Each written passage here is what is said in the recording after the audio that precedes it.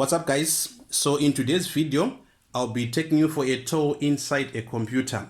So obviously I will not be able to mention each and every component that is inside, but I'll only focus on the major components, and I'll be using this Dell box for me to show you around. Okay, so in brief, we have our power source here, and then here we have our drives, and then here we have only that green part that you see, this green plate that you see. This is what we call the motherboard. This is what is used to avoid a lot of cables. If we didn't have this motherboard, we were going to have a lot of cables joining different parts. So this motherboard, it will be having tracks inside, and then those tracks inside will be working as connecting wires, and those tracks will be connecting different components to each other. Okay, so let's start with the most important one, the power source. So this is where our power comes from. So let me just remove it so that you can see. So usually it will be having screws, but I've already unscrewed it, so I can just pick it up and then you can see. So this is where you plug your power cable from outside, and then from there now a lot of things happen here whereby you change your AC to DC, and as the cables come out here, they'll be having different voltages. We have a lot of components here in the computer, and then each and every component will be requiring different voltages and different currents. So that's why you see that you'll be having a lot of cables. All these cables will be having different voltages. So this is basically where our power comes from. And moving on now to our drives, the one that is on top there. So the structure that you see here differs from manufacturer to manufacturer and also from model to model. So in this particular model, you'll be having an optical drive on top of your hard drive. So let me just lift up the optical drive so that you can see it's easy to lift. For this one, you just press here, and then you take it out. For most models, it's very easy. You don't need to unscrew anything. So this is our optical drive for our DVD-ROM and our CDs. So it will be having two cables here at the back. So you'll be having the power cable here. So let me just pull it out. So this is your power cable, and then this is the data cable. This is the cable that is used to transfer data from your optical drive to the other parts of the computer. And then this is the power cable which powers our optical drive. So as you can see that this power cable is coming here from our power source. Okay, so this is our optical drive. And moving on now to the next components, we have our hard drive, which is the storage. This is where all the information is stored inside our computer. So this one is a 500 gig hard drive, and it's from Western Digital. So you see that each and every manufacturer will be having different types of these hard drives.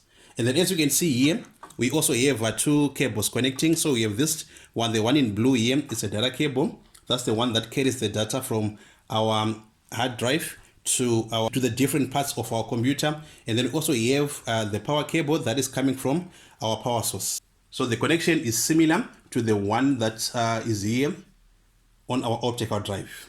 So the connection is basically the same, but this is just an optical drive where you put your optical DVDs and CDs, and then this one is our main hard drive. Moving on now, we go now to the RAM. So as you can see here, we have one RAM installed. So this is our RAM, this one. And then here you can see that there's another slot. So this is there if in case you want to add another RAM. So let me just pull out the RAM. So this is our RAM, this one. So this is how a RAM looks, and this is a 1 GB RAM. This is an old PC. So way back, 1 GB used to be something big, but nowadays with the software that we have, it's a bit different.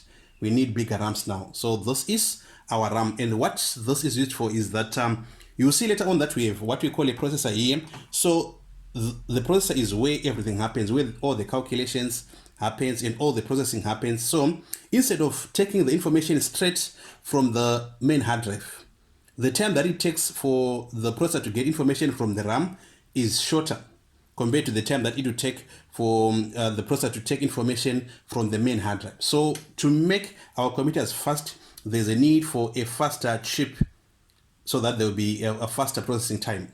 So that is where the RAM chips in. So this is our RAM. So we have two slots here. So you can add another one And then if you open other computers, you see that you might have 4 of these slots.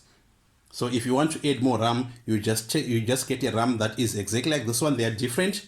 You can see here there's a slot here. And then if you read the details here, you can be able to determine the RAM that you have to buy if you want to add one. Okay, now let's move on now. So like I said before, that the green part here is what we call the motherboard. As you can see that a lot of these small components are soldered onto this motherboard because that's where all the connections are. And then there is this small battery here. This is for the clock. There is a clock that a computer works with. So this is what powers the clock. So as you can see, this box is not being powered externally. So the clock will be using this battery. Usually we call it a CMOS battery.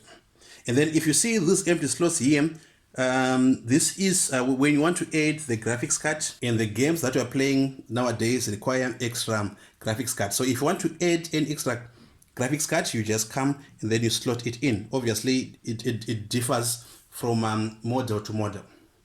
Okay, moving on now to this black guy here. So this is called a heatsink, and basically what it does, it controls the temperature. It helps in cooling down this area. This is when our CPU or the central processing unit is. So let me just go ahead and remove this. So here you'll be having 2 screws here, one here, they're already loose. So let me just check out this heatsink so that you can see what's underneath. So this is our heatsink, and then underneath here, that's where we have our processor. So this is our processor. It's a very small guy but very powerful.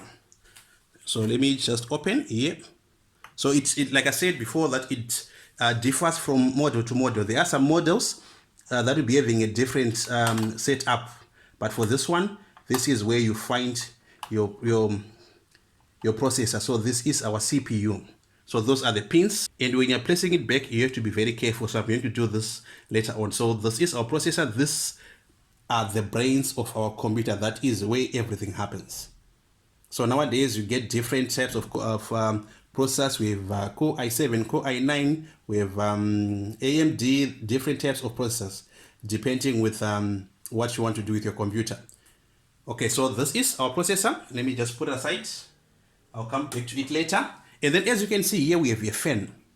So like I said before, that this heatsink is there to help with the temperature. So what happens is that the fan here, when the CPU overheats or this area overheats, the heat will come into the heatsink, and then this fan now will blow air into the heatsink. So that is how the cooling system works. And on our motherboard, as you can see, we have a lot of small components that are soldered onto our motherboard. For example, those ones here, they're different components, and all these different components, they are capacitors, they are resistors, and all those different small components. We are not going to go much into the details of those small ones. I just wanted you to see the major components, how they are connected, and also their functions inside a computer. So in brief, this is what you expect to see in a standard computer. But if you open a gaming computer, there'll be a different setup, because those ones, they require more power, and the cooling system will be different as well. This is just a normal cooling system, but in a gaming computer, the processing speeds are quite higher. So obviously, if the processing speed is higher, you also get more heat. Therefore, you need more powerful cooling system. But this is just a basic computer. So this is it. This is what is inside the computer. Hope you have learned something today. And if this was your first time coming to this channel, make sure you go down there and click on subscribe so that you see our future contents. Okay, bye for now, and see you on our next video.